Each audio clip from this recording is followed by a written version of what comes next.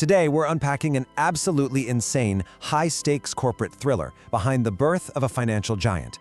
We're looking at how a small group of 20-somethings, guys with virtually no finance experience, by the way, took on big banking, completely revolutionized how we send money, and built a legacy that literally runs the internet today. But, as you'll see, the path to get there, well, it was paved with extreme cash burn, massive egos, and secret plots to overthrow their own leadership. So, how exactly did two neighboring startups end up burning millions of dollars just trying to destroy each other? Let's dive right into this incredible story of Confinity and X.com. We're going to see how they went from literal neighbors to bitter rivals and finally, reluctant roommates. It's a fascinating look at how intense competition can drive innovation, sure, but also push companies right to the absolute edge of disaster. The setting for this whole tech drama actually begins in late 1999, and what has to be one of the craziest coincidences in Silicon Valley history, these two ambitious startups were occupying adjoining office suites at 394 University Avenue in Palo Alto. Just imagine that for a second. You're bumping into your neighbors in the restroom or out in the parking lot, and you are completely unaware that you're about to enter a bloodthirsty battle that would completely reshape the financial internet. Because despite sharing a wall, they had completely opposite visions. On one side, you had Confinity. Led by Max Levchin and Peter Thiel, their big idea was to let users physically beam money to each other using the infrared ports on Palm Pilots. Right next door, you had Elon Musk pouring his millions into X.com, envisioning this all-in-one digital superbank, like a single hub for your checking account, insurance, mortgages, mutual funds, the whole shebang. Secretly, both companies thought their neighbors were on the completely wrong path. Musk thought money beaming on Palm Pilots was a dumb idea, and the Confinity team, they were convinced X.com was going to get buried under banking regulations. But then, almost simultaneously, both startups got a massive reality check. See, Confinity realized people were just leaving their Palm Pilots at home. So they whipped up a temporary little side feature to let people send money via email. Meanwhile, Elon Musk thought email payments were so basic a 12-year-old could code them. Yet, the market spoke. For both companies, the email payment feature was overwhelmingly preferred by users over their main highly engineered products. In this crazy twist of fate, both companies had accidentally stumbled into offering the exact same service. And that was a huge problem. Both companies quickly realized they were locked in a winner-takes-all scenario, all because of a core Silicon Valley principle, the network effect. Think about it. Buyers and sellers naturally flock to the platform where everyone else already is, right? If you're building a payment system, you absolutely have to be the largest network. They couldn't just coexist. They had to build the absolute largest user base at literally any cost, because there could only be one ultimate winner. So, to achieve that viral network effect, Confinity's PayPal product did something drastic. They literally started handing out free money. Yep, $10 just to sign up and another $10 if you referred a friend. It was an incredibly aggressive and obviously super expensive way to just buy market share. Well, not to be outdone, X.com escalated the war. They saw PayPal's $10 and raised it, offering $20 per new sign-up plus $10 for the referral. This created a truly viral marketing campaign that sent their user base absolutely soaring. But as you can probably guess, it terrified both companies' chief financial officers. I mean, you don't usually build a sustainable business by paying your customers just to show up. Elon Musk actually summed up the madness perfectly. He said it was a race to see who would run out of money last. By paying users to join and absorbing all those credit card processing fees themselves without actually charging any transaction fees, both companies were just bleeding cash. There was no real revenue model. To put that into perspective, PayPal alone was burning almost $100,000 every single day. And the rivalry? It quickly intensified to extreme, almost comical levels. Get this, the PayPal team actually brought out a cake frosted with the words "Death to X.com." Meanwhile, Elon was personally emailing his team about the need to literally kill PayPal.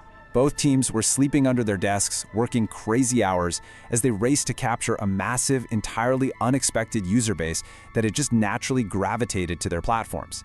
eBay sellers who desperately needed a fast way to process their auction payments. But the financial reality was grim. X.com CEO at the time, Bill Harris, saw that this trajectory was completely doomed. With both companies hurtling toward bankruptcy at top speed, Harris issued a blunt ultimatum to Elon Musk: merge the companies to avoid mutual destruction, or he would resign immediately. Right in the middle of a crucial funding round, losing the CEO would be absolutely disastrous, so Musk was forced to go to the negotiating table. And those merger talks? Incredibly tense. Elon Musk initially presented a shocking lowball offer, demanding a 92% to 8% split in favor of X.com, which, understandably, absolutely infuriated Confinity's leaders. After a whole lot of posturing and some seriously bruised egos, they finally settled on a true 50-50 merger in February 2000. So on paper, they were a unified giant ready to take over the internet. But internally, it was a total nightmare. Just imagine taking employees who literally just spent the last few months trying to destroy each other and forcing them to sit in the exact same room.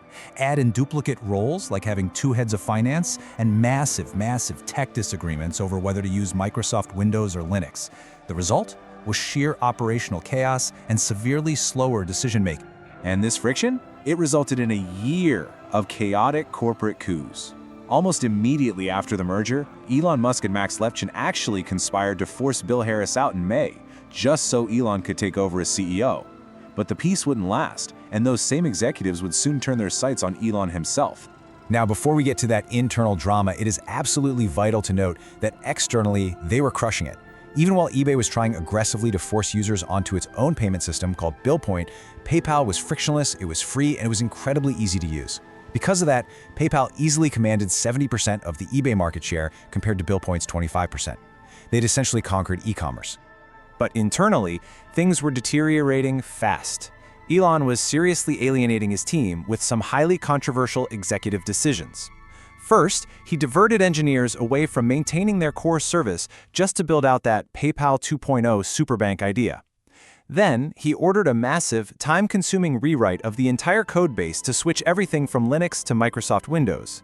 But most controversially, he tried to kill the highly beloved PayPal brand entirely. He was handing out X-branded merchandise and forcing the name X-PayPal just to push his original X.com vision. Realizing Elon was the largest shareholder and couldn't easily be pushed out, a group of rebel executives engineered a truly ruthless plan. They waited until September 2000, exactly when Elon boarded a flight for his honeymoon.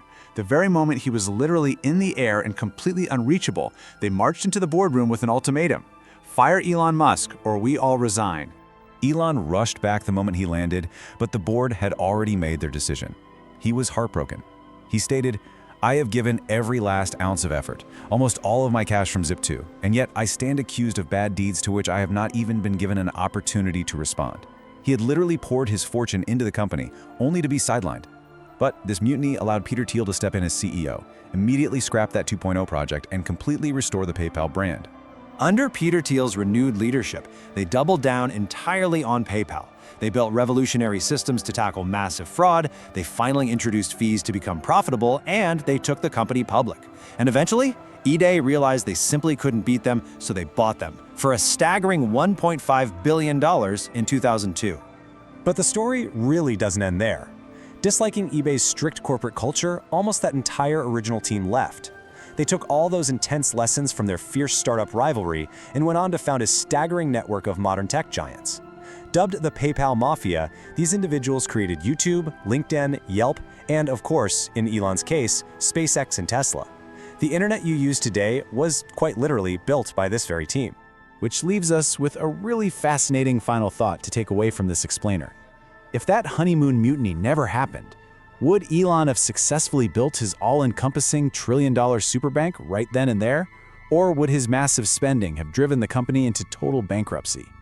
It's pretty incredible to think about just how much of our modern internet was accidentally born from a stubborn squabble over a brand name and a buggy Palm Pilot app.